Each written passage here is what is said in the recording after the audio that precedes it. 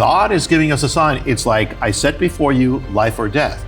America is on one hand is racing away from God on the verge of judgment. But on the other hand, God is saying, listen, I can bring revival. All it takes is one person out there, one Josiah, man or woman, one Josiah generation that can literally alter the course of a nation that is falling away from God, which is America right now. Without revival, America is finished. It's either life or death. This is life or death, everybody. We have to pray for revival as never before.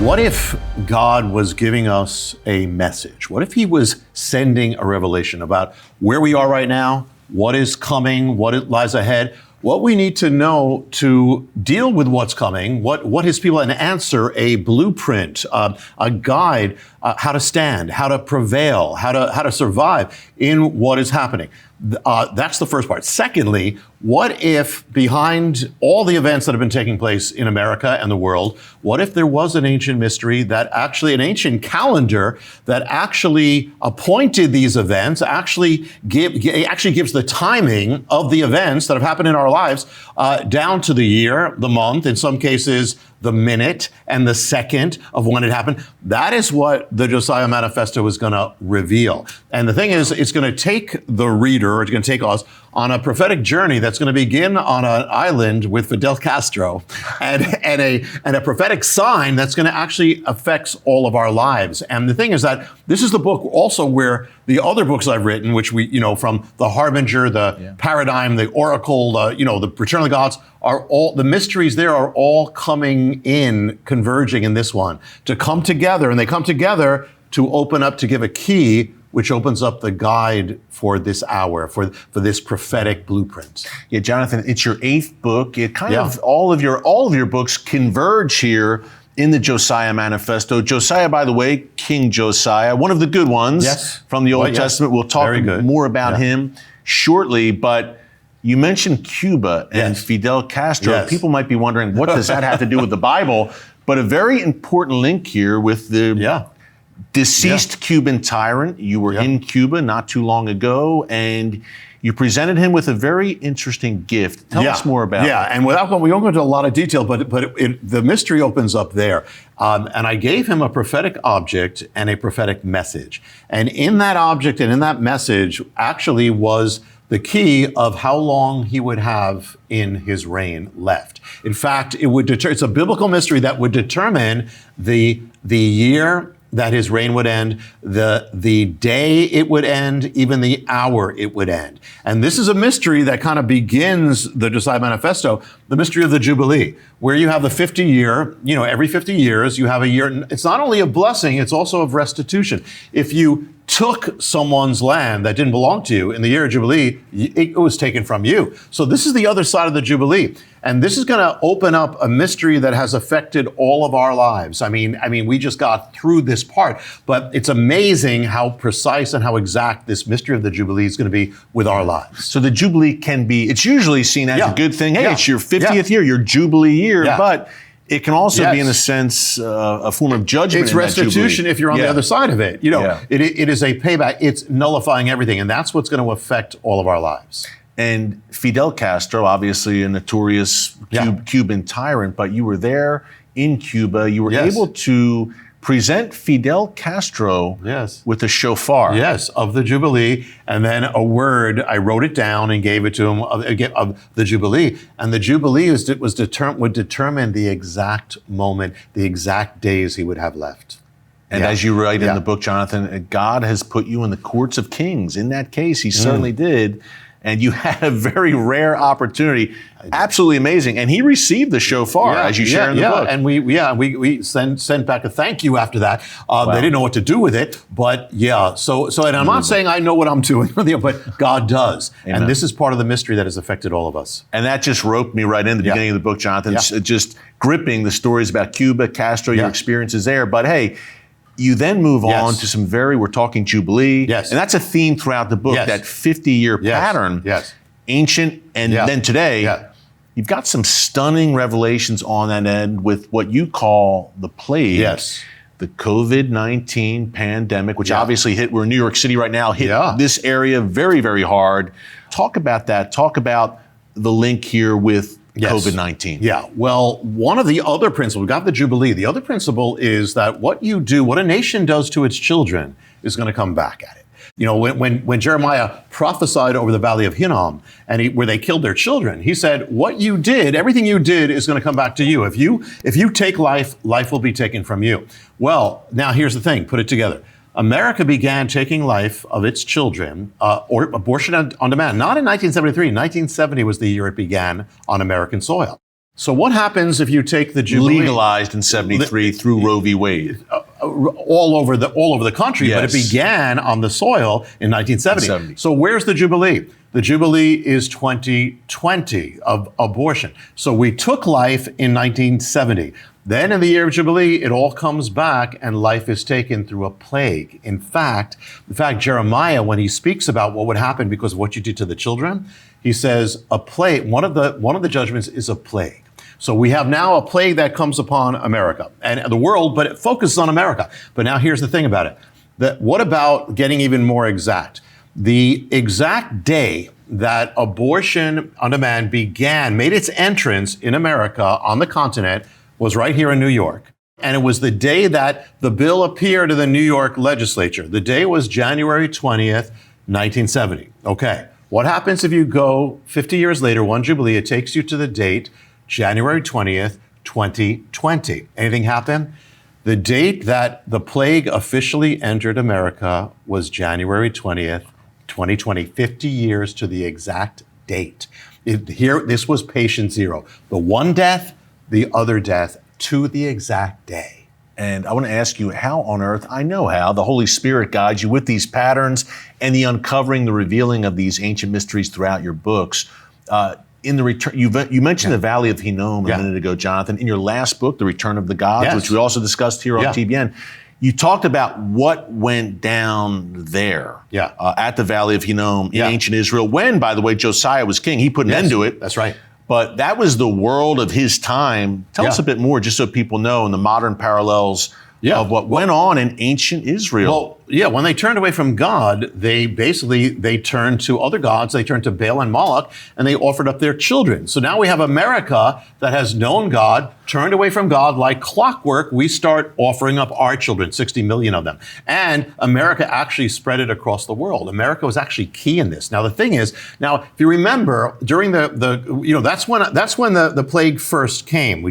But the day that it all fell on America, it was in March. In the middle of March, everything locked down. We were quarantined. Trump went on the air. The stock market crashed. It was called the day that changed everything. The media said this is the day that changed everything. It was March 11th, 2020. Everything, we were all locked in after that. Well, what happens if you go back 50 years to the Jubilee? It goes to March 11th, 1970. Anything happen? March 11th, 1970 is the day that abortion on demand actually began on American soil. And so 50 years later, to the exact day again, it comes down upon us. Now you mentioned Valley of Hinnom. That's where they're offering up their children. And one of the things that Jeremiah says is the plague and the death is going to return to the same ground where you offered up the children.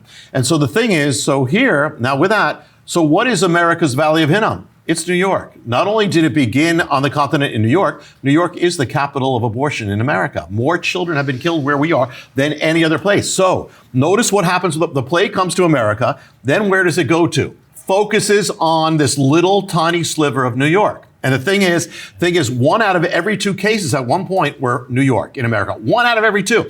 So the thing is that now there's a whole parallel, but let me just say this. Got to a point where it crossed a milestone where there were more cases of this plague, COVID, in New York than any other nation. Just in this one city. The state, but most of that's the city, more than China.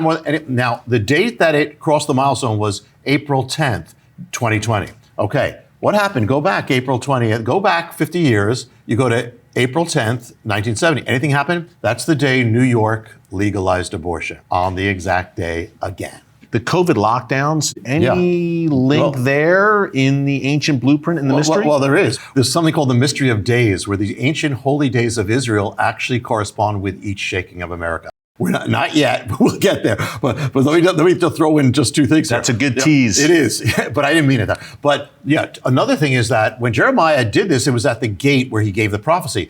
Judgment comes to the gate, and the judgment comes through the gate. Well, what's the gate of America? New York is the gate. Here's the gate. It wasn't just that that abortion came here; it came through New York. In the first 3 years until Roe versus Wade, you know that most abortions in America happened in New York. Most of them. It spread to the country. Well, what about 50 years later when this plague comes? What happened? It turns out, we didn't realize at the beginning, most of the cases of COVID in America came through the gate of New York. The same gate through which it came. And the thing is, and there was one other gate in America through which this abortion came in 1970 to the continent, and that was Washington State. Guess what the other gate was to come to for the plague? It was Washington State. That's where patient zero was. And so the gate, in fact, and now let me give you, so the virus had the genetic markers of the two gates where America committed its sin exactly 50 years before. There's a question, Jeremiah, I call it the Jeremiah question. Yeah. You know, basically he said, well, the numbers of children you killed, it's basically the blood is coming back to you. So the question is, what about the numbers? Could this actually have some kind of link of, well, in the first 3 years of abortion in America, up until Roe versus Wade, how many children were killed? 1.3 million. In the 3-year period of the plague, that was 50 years exactly from that period, how many people died of COVID? 1.3 million, the exact same number. And now that number of children, unborn children murdered in the womb is in the tens of millions. Yeah. Everything is exact. Everything is exact. Everything. Yeah. The patterns of the Lord. Yeah. And it just shows you, throughout the book, I'm just reading it, Jonathan, thinking, the children are near and dear to God's heart, to the Father's heart. Oh, yeah. You don't touch the children. There's going to be a lot of millstones out there, I think, in the days to come. January 6th. Yes. There is obviously the Capitol Hill riots, January 6th. Start that by telling us the mystery of former President Donald Trump. Yeah, actually, this is one of those things that this began in the paradigm where I first started speaking about how, and it actually came true after, and it's in the Josiah Manifesto, and that is this, that in the leaders of America, there is this strange thing that they're following these prototypes that you could find in the Bible. I won't go into a whole thing except to say Trump is following Jehu. And not that he knows what he's doing. I mean, he knows that he's following it. But Jehu was wild. Trump is wild. He was unpredictable. Trump is unpredictable. He fought with everybody. Trump fights with everybody. He started a crazy race to the throne. Trump started a crazy race. He says he drives like Jehu. He's crazy. It's a crazy drive. On that chariot. On that chariot. That's right. And Jehu made an alliance with the religious conservatives of the land. And so did Trump. And then he comes face to face, Jehu comes face to face with a former first lady of the land, whose name was Jezebel. In our case, it was Hillary Clinton. And so you have the showdown between the two. Now everybody was saying Hillary's going to win, but according to the paradigm, Jehu wins and Hillary falls. Well, that's what happens. So now he comes to the Capitol area, and he sees a building, and he comes there this is Jehu, comes to the Capitol with an agenda to drain the swamp. So therefore, same thing. So Trump comes, but Jehu comes, and there's a gigantic temple of Baal. And this is where they killed children in the temple of Baal. This was the center. They sacrificed their own children. As a holy act. It's unconscionable. And yet we do it. And so the thing is that Jehu tears down the temple of Baal. Okay, so there's a template. When Jehu rises, the temple of Baal falls to the earth. When Trump began his rise, and it doesn't matter what you think about Trump one way or the other, it's not about that. But the point is, when Trump began his rise in the summer of 2015, there happened to be a temple of Baal that existed from ancient times in the world. It was in Syria, still existed. Trump rises, Jehu rises. 2 months later, the temple of Baal falls to the earth.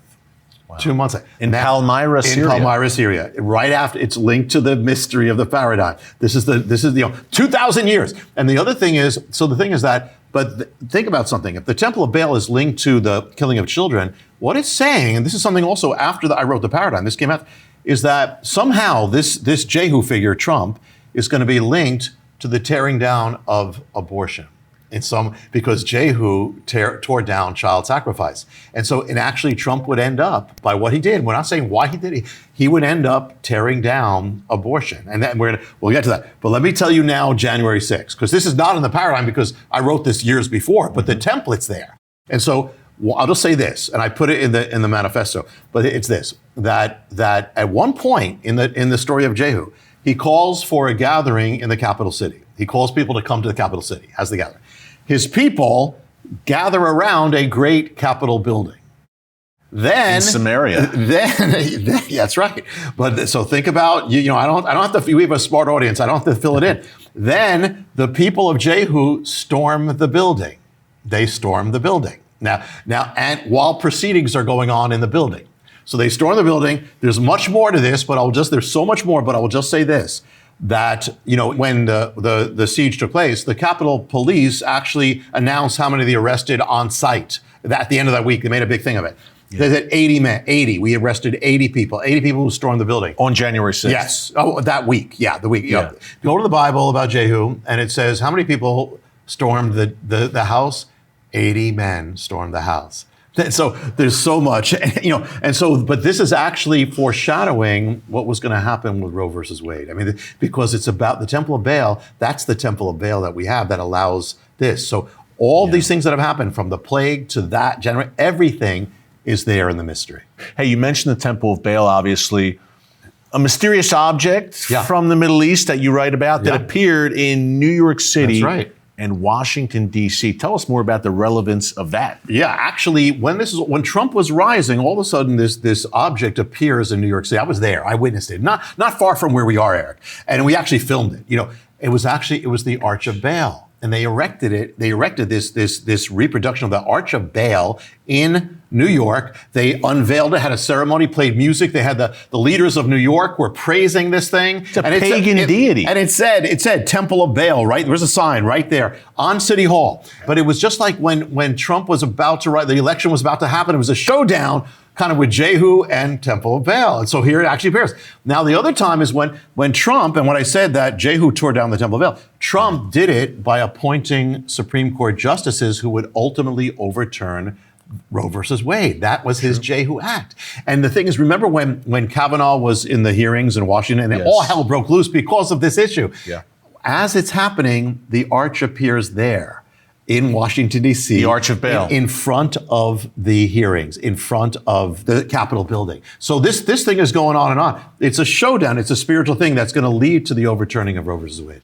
And Roe v. Wade plays a pretty significant part in this mystery. Tell us more about that. Well, the first part is that, it didn't begin in 1973. It began in 1970. So the thing is that actually when a disturbed woman named Norma McCorvey went to a lawyer and she met the lawyer at the end of January 1970. Okay, what happens? Go one Jubilee forward. It's 2020, end of January. That's when the plague comes on America. It's the anniversary of that. And then it becomes a lawsuit and is filed in March. So what happens in March? That's when the plague falls on our nation, 50 years anniversary. But it's going to go much deeper because the Jubilee is also about redemption.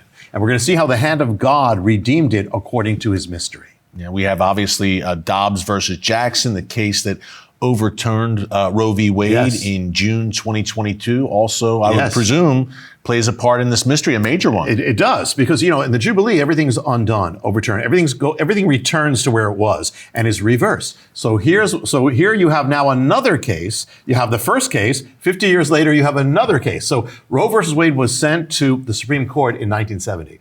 50 years later, in 2020, this Dobbs was sent to the Supreme Court to overturn it. The same time. Then Roe versus Wade was received and taken up by the court in May 1971. 50 years later, pinpoints May 2021. That's exactly when Dobbs was received by the Supreme Court.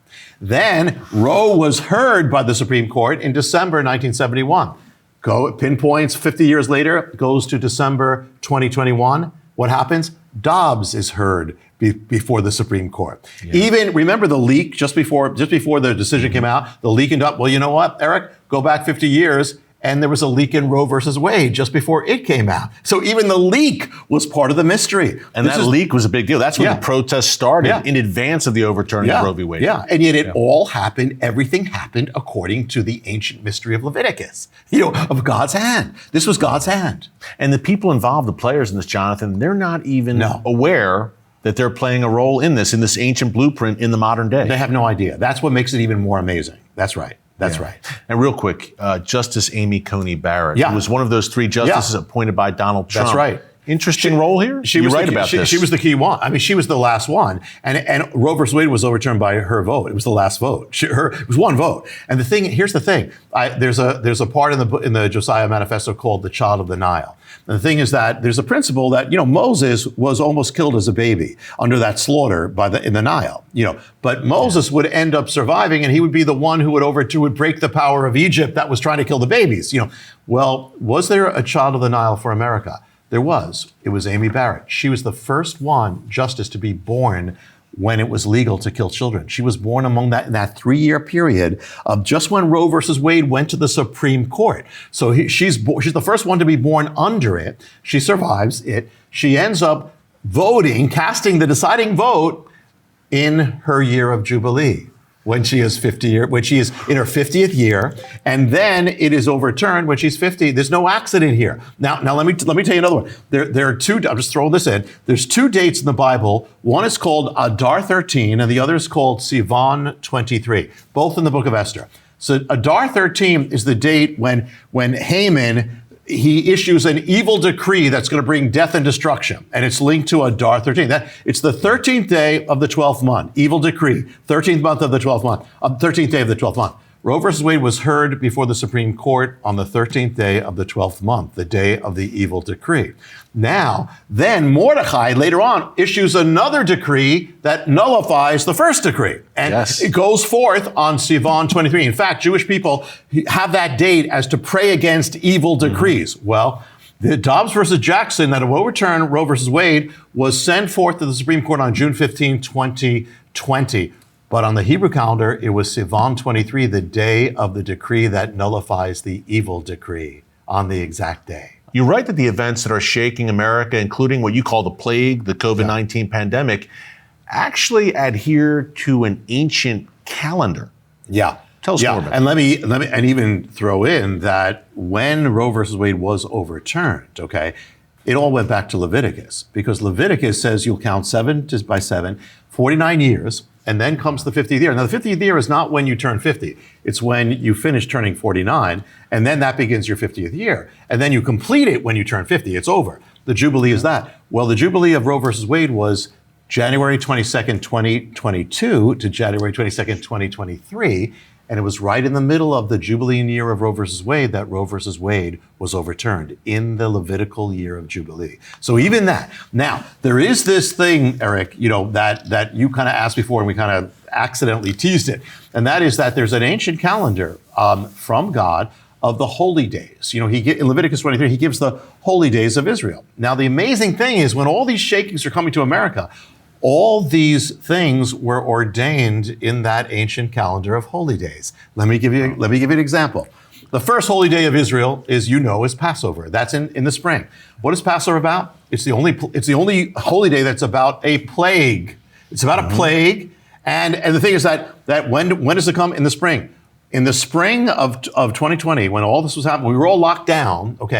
Jewish people were in their houses, recounting the ancient account of when a plague went through the land on Passover, and it was Passover, and a plague was passing through the land, and through the world. The lockdown, and the lockdown was at its height. But the thing is, Passover is also the first national lockdown in recorded history. God said, go into your house until the plague passes. So it's all it's manifesting. And so we're literally locked down on the feast of lockdown and plague. And in Israel, they were told on that day, you have to go in your house and you're quarantined until morning, which is the first time since Moses, So and I'll just give you a taste of it. Then what happens if you go to the next one? The next great feast is Shavuot or Pentecost.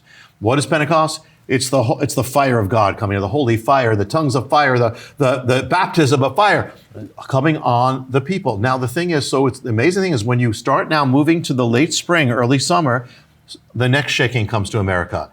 We are baptized in an unholy fire. All of a sudden, all across America, fires break out. It is the greatest civil disturbance in the history of our nation. All over, the cities are on fire. Protest and summer fire, 2020, the summer of rage. And you know what? Eric? The day that Jewish people are lighting the candles for Shavuot, Pentecost, but it was May 28th. That is the day it all broke out across America. That was the key day. Let me go further. Okay, there's so much to it, but I'm just going.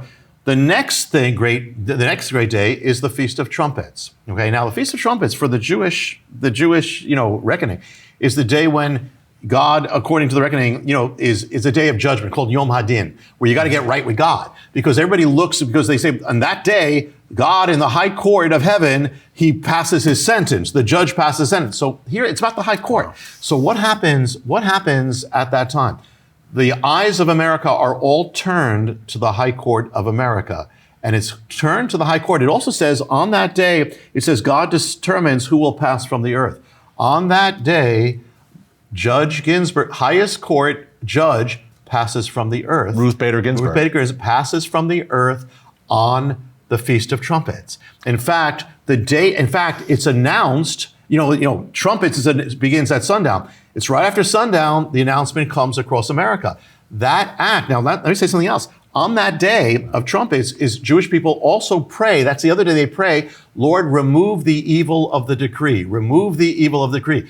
That is the day, because of what happened, that opened the door to remove the evil of the decree of Roe versus Wade, because of what happened on the Feast of Trumpets. And the Feast of Trumpets begins repentance, turning. And it was that event that allowed for the repentance of America. Tell us more about the Day of Turning. It really, you could say, and say in the book, it changed the course of American history. Yes. Now this is the next holy day, which I witnessed. I mean, this is one of those things and that is that first of all, we felt during all this, we had to have a national gathering, a national day of prayer and repentance, and have it on the National Mall, also across the country. It was called The Return. And so we had it. This is in September of that year, right? And I didn't realize until I'm looking at the calendar and I realized the day that was chosen for the day of the return is actually a day in the Hebrew calendar called Shabbat Shuvah, which means the day of the return.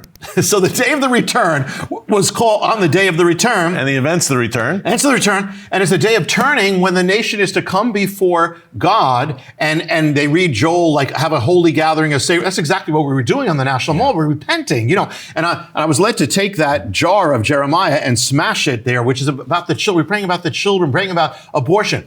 Well, at the same time, Trump, President Trump, he has to nominate another judge who's going to overturn abortion.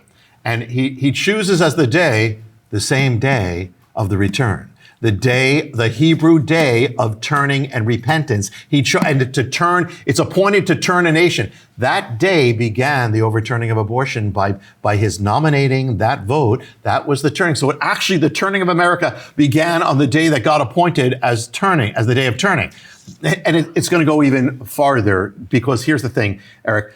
At the end of the prayers, I was led that at about 5 o'clock, let's seal it all with the sounding of the trumpets, sounding of the shofar. So I called up all these men, and they're up there, and say now we seal all this, And this trumpet is the sound of God's power. It's the sound of Jericho. It's the sound of And I said we seal all these prayers, and I believe it's also 50 years of prayers. We seal it now with the sound, and let the power of God go forth. And then I said, go. Okay, let's see. At the same moment, at the White House, that's when Trump opens his mouth and begins the overturning of abortion.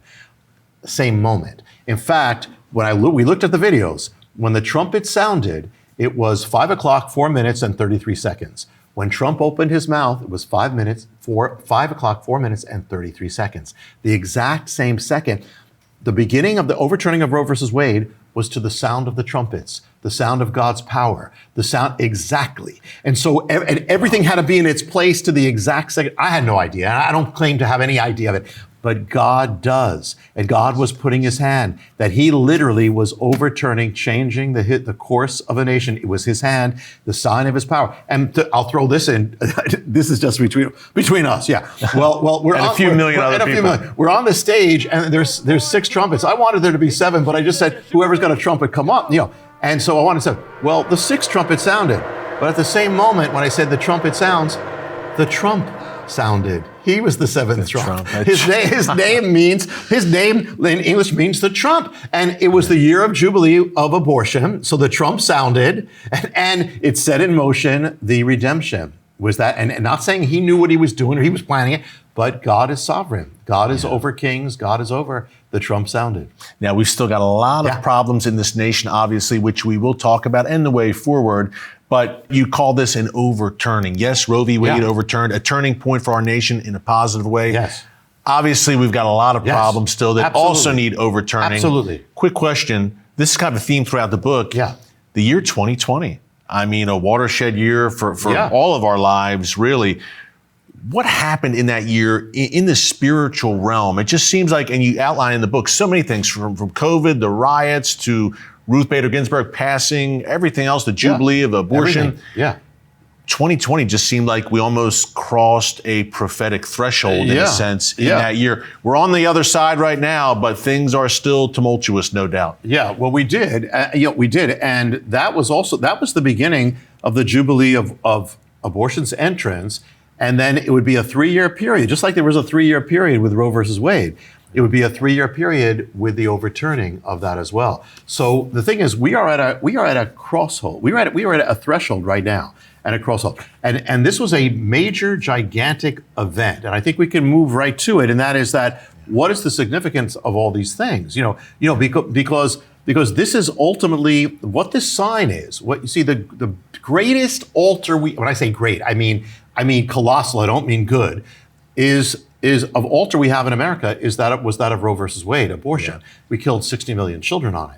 Well, this was the cracking of the altar. This was the breaking of the altar by the hand of God. We know we're not even near over or anything, but this was a sign from God, and we're going to see in this that this is so significant. This altar is such a gigantic thing. There's a message from God in it, which is to every one of us. What is the Phineas factor as we dig back into the book? Okay, so on the day that the announcement came that Roe was overturned, I'm in Tennessee. And by the way, well, I got to step back. I'm going to say something that I normally wouldn't say.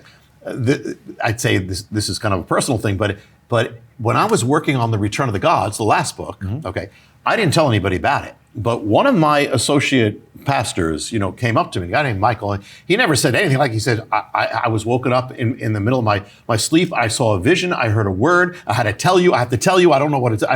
And what he saw was, he says, I saw you, and you were standing in front of all these altars of all these gods. Now, he knew nothing about anything. And he said, and the Lord said to you, prophesy to the altars, speak to the altars. And so you brought forth a word to the altars, and the altars all began cracking open. And then spirits came out of it and departed. And then I saw something about revival. So now he tells me that, not knowing that. So I said, okay, interesting, because this is the return of the gods, all about the altars and the gods. Yeah. Well, a number of months later, I end up finally finishing the book. I finished the book. The morning I finished the book, I go to the airport, and the driver who drove me to the airport says, Rabbi, you gotta, shows me his cell phone, says, look, my wife just texted me, says, Roe versus Wade was overturned. Roe versus Wade was overturned the day I finished that word. The prophecy was, bring forth a word and the altar. And I'm not saying I don't do anything, but God's timing, And so here is the altar that's broken. Now I'm in the airport and I'm looking at my cell phone. I'm just like stunned. We're all stunned. Like I look at, even though we kind of knew it was coming, we're all stunned. I look at my cell phone and a scripture comes up that I didn't put there. I didn't know how it came up. And it was about Phineas, who was the one when Israel sinned, a plague broke out. And he's the one who he took a righteous action, and it says the plague stopped. So I'm thinking, wow, on the day that this happened, if this has all been linked to the plague, then could the plague stopping or turning back or subsiding be linked to a righteous action? So I look back. Now listen what I see. I see that when the plague was actually in January of 2022, was actually at a peak. The infections were 3 times higher than they had ever been.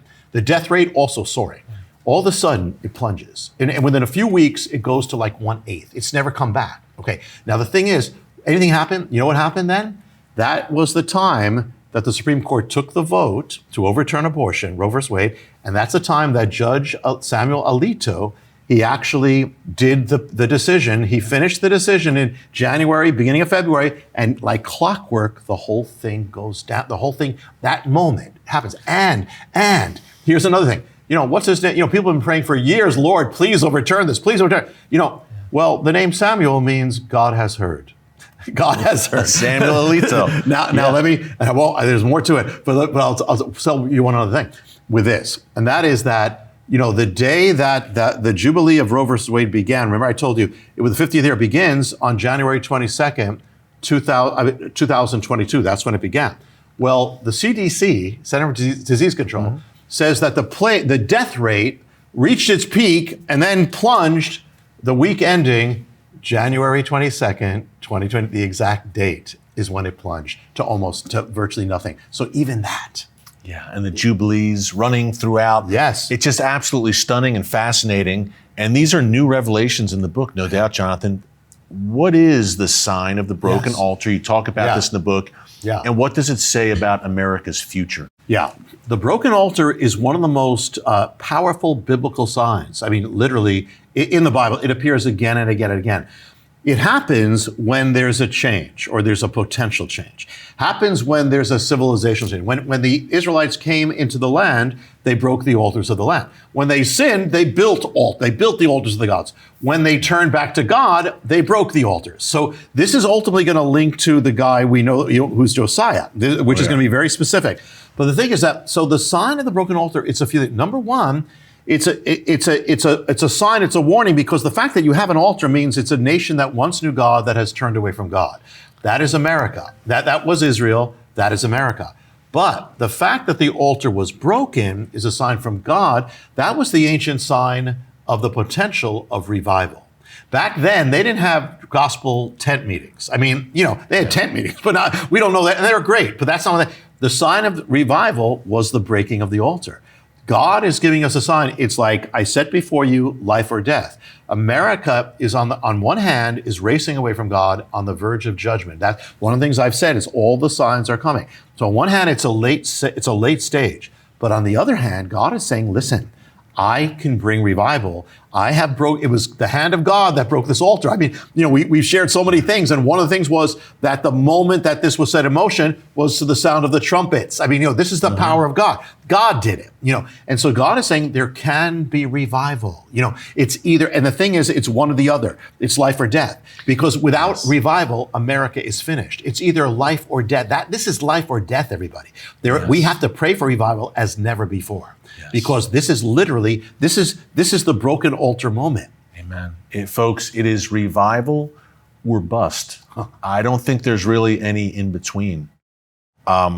Which brings us to Josiah. Yes. The namesake of the book, the Josiah Manifesto, one of my heroes in the Bible, no doubt. Tell us about Josiah and how all of this is connected to this ancient biblical king. Yeah, all these mysteries we've just touched on are really converging to this one answer and to the broken altar, but the broken altar is speaking of Josiah. There's nobody in the Bible who is more connected to the broken altar than Josiah.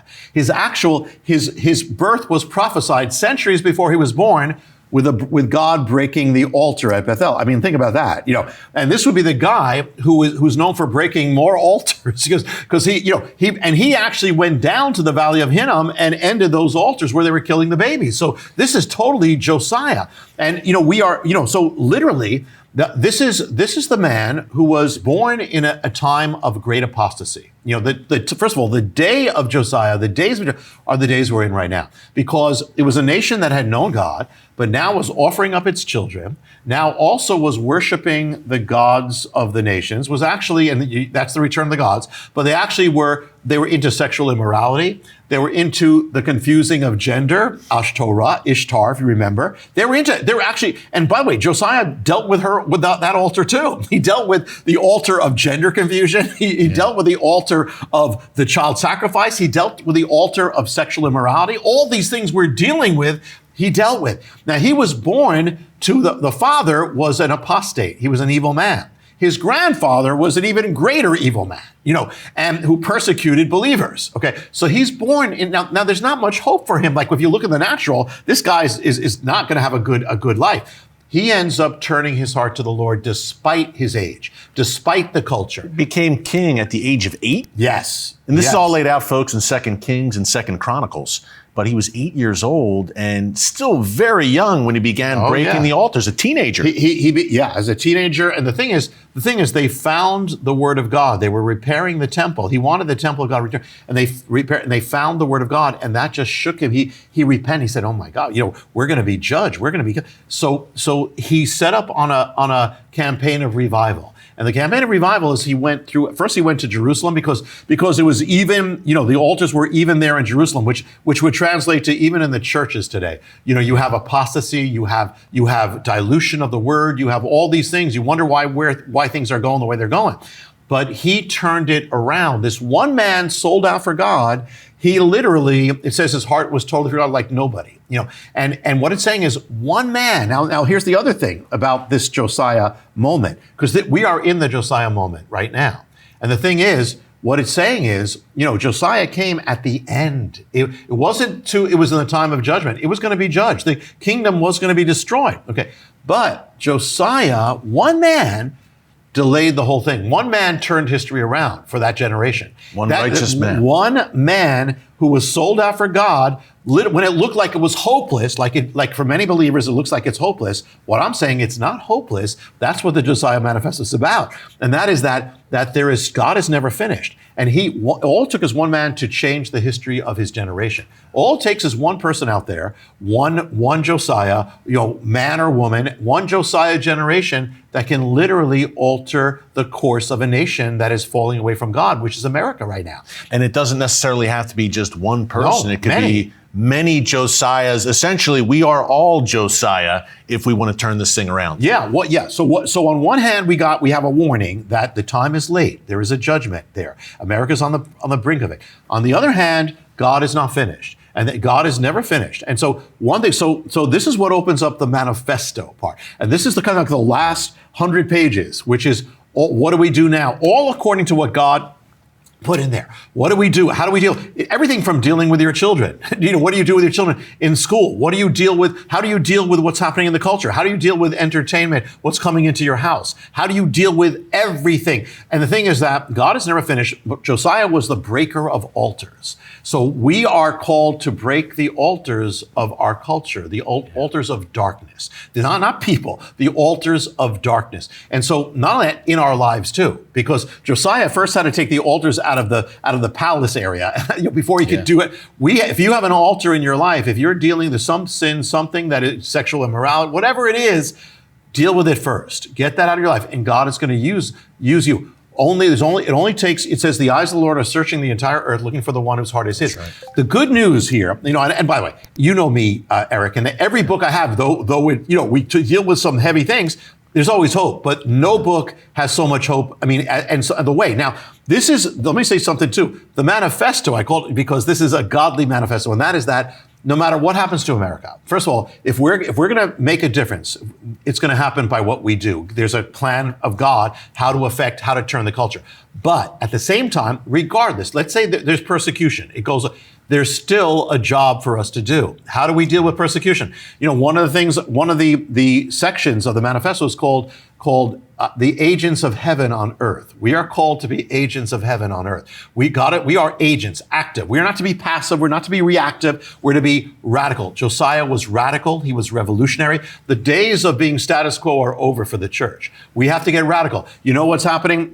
It's kind of like the book of Acts. Remember the book of Acts? Yeah. That book of Acts wasn't in a Christian culture. It was an anti-Christian pagan culture. So listen, you guys who've been praying, I wish I could live in Bible times. Congratulations. You're here. These are Bible times. And the thing is, Josiah was that light in the night that lit up the night. He didn't care what people said. He didn't care about the majority. He went against the flow, and God is calling us to be the same. It's time to get brighter. If the dark is getting darker, time to get brighter. One of the things that also, and I know this is one host, by the way, who always reads the book. He didn't have time to read the full book. So the thing is, at the very end, it's going to actually return to a mystery in the island where it began in Cuba that happened at night. That's the last mystery that's for the end times and the glory of God. And so this could be our greatest hour.